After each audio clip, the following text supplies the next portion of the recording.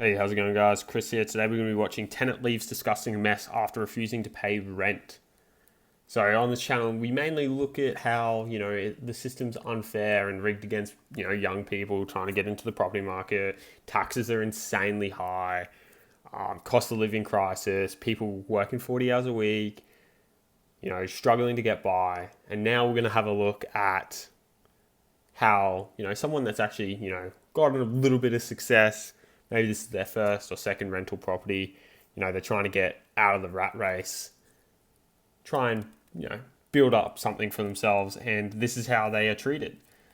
Obviously, this is a rare case. Majority of us, if not all of us watching this video, would, we'd like to think that we'd pay our rent on time, and assuming, circumstances stay the way they are in terms of we can keep our job, make enough money and whatever.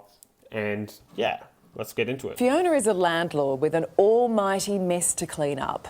Months ago, her tenant stopped paying rent, racking up a debt of more than $30,000.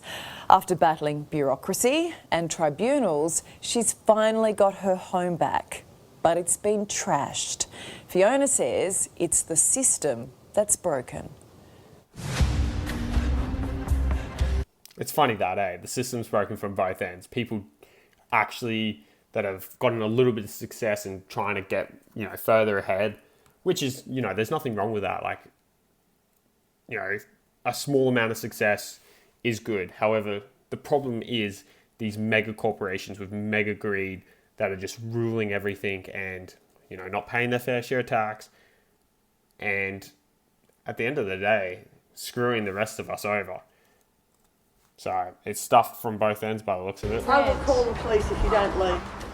And to find it like this, it's heartbreaking. Absolutely heartbreaking. This is Fiona's investment property. It was also once her home. Outside, the trash is piled up, there's discarded furniture and a dead rat.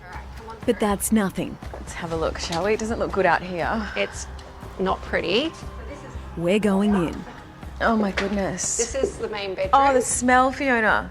It's horrendous. Absolutely horrendous. Oh. And I'm sorry, we're just going to have to be quick in here because of the smell. The stench in the main bedroom is overpowering. The smell is just... Yeah, the smell is diabolical, so just watch where you walk. This is the ensuite bathroom, and I would say don't go in there. Oh dear. Oh no. There's fucking milk left out. What the fuck? Crazy. I've seen a lot worse, right? There's videos online of hoarders, and they're disgusting, right? This is just a bit of junk, really. So See how much worse it can be. Yeah. Yeah, and you can see like it's up the walls. It's absolutely everywhere. It's just... Yeah. It's just awful. Last year, this 4-bedroom home was spotless. This is our main living area. Oh dear. But a renter with at least 4 dogs and several birds has been calling it home while treating it as a dump. It's covered in various feces from the animals. Bags of rubbish, empty Coke bottles, delivery bags, birdseed are strewn across the floors. Just watch your feet I'm because just there's careful where I'm treading. yeah, there's feces all over the floor from the dogs and the birds. It's just so sad, isn't it? It's been incredibly difficult. It's been really... It's crazy to think that people, they take advantage of people and they leave a house in this sort of state. You got to wonder if they've got some sort of mental health problem because, fuck man, for one, it's different. Okay, if that's your house, you're living in it, do whatever the hell you want with it. It's a disgusting way of life to live like that, but it's your house, do what you want. But when you're, renting someone else's house, there's a big culture at the moment of like, fuck landlords and whatever, but landlords aren't the problem, right? It's definitely just the system, mortgages, banks are extremely greedy. They're not even passing down full rate cuts to the people with loans. Like, there's just so many systems and constraints that are causing these rental prices to increase. It's not completely the landlord's fault. Obviously, you know, at some point, you know, everyone's got to be a renter, because not everyone's going to have the money together to be able to buy a house straight away. So landlords are an important part of society, and they need to be around. Without landlords, or if there was not enough landlords, then rental prices would be even higher, because that's just the way it is. If there's no rental supply, then you have to pay more for a rental. And, you know, you see stuff like this and you wonder why people wouldn't want to be a landlord. Really stressful. I get teary when I talk about it because it's had such an impact. We've lost sleep, we've lost our health, in amongst, you know, losing money and wondering how will we ever get back to where we were. We first met Fiona more than a month ago. It's like having a full-time job, isn't it? It is. When she was buried in paperwork trying to evict her tenant who was failing to pay the rent. This is what you're owed. This is what we're owed as of yesterday. Okay. So as of yesterday, we were owed over $23,000. Okay. And once this drags out, that number just keeps going up? And it did, blowing out to more than $30,000. And that's just rent? And that's just the rent. That doesn't include damages. It doesn't include the interest that you paid on that mortgage. That I don't know, have you been subsidising the mortgage then? Like, assuming you haven't. Include any rubbish removal or anything else that needs to be done.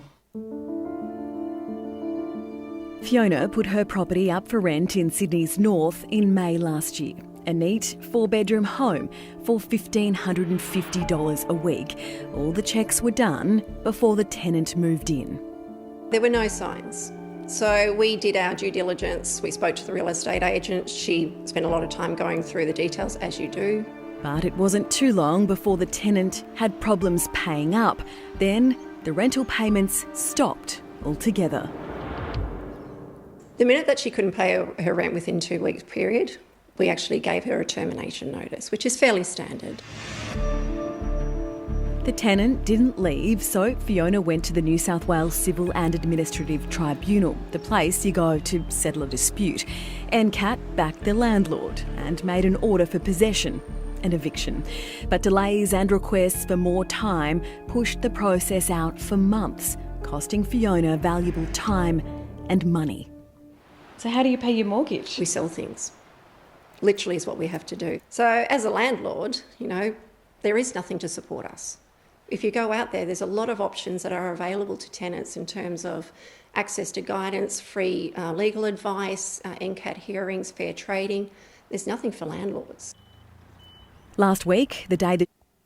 Yeah, at the end of the day, what this tells you is this problem should have been solved, you know, obviously a lot earlier on, but because of legal and, you know, regulation, red tape, it just holds everything up. Like, you can see that even another situation in the housing market where, you know, we've got so many people coming into the country, not enough supply being put on, built, and a lot of it's because of red tape. You look at the new build process. I think it's like 6 months longer now to finish a new build because of all the red tape that goes around. And it's, yeah, obviously it's important to ensure people get a good house that's compliant, that's safe, that will last a long time. However, there's still stuff that slips through the cracks. Like, I just did a video showing how like a 900k house goes down to 170k because the house is basically unlivable. So if you want to see that video, make sure to go onto my channel and watch that one. I might even link it below. But yeah, it's crazy. Sheriff's office was due to carry out the eviction. A removalist truck arrived after the tenant finally handed over the keys to the real estate agent. We approached her to explain why she's been living rent-free for months. Hi Michelle, my name's Lizzie. I'm from a current affair. I'm sorry, go away. After 6 months of paperwork, tribunals and costs, Fiona has her home back. And looking around, I mean, this is quite obviously someone who might not be well. Yes. To be clear, your gripe has always been, let's put the tenant aside, but your gripe has always been with the system, It hasn't is. It is. It's been with the system pretty much from the moment we knew we had a problem. Fiona says she even tried to find her tenant a place in public housing. Because she too wasn't looked after. The system's broken. Yeah. And at the end of the day, there's too much strain on the system from too much immigration. Like, you look at people, they're working 40 hours a week, they're becoming homeless, they're living in their cars. What's that? Because of cost of living crisis, wages aren't keeping up with inflation. Obviously, inflation's starting to stabilise, so maybe shit will get better, but we're on the cusp of a potential recession. It's, I don't know. I don't know how or when it might get better, but I'd love to hear from you guys, what you guys think below.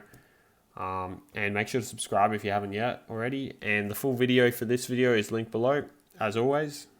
So I'll catch you guys in the next one.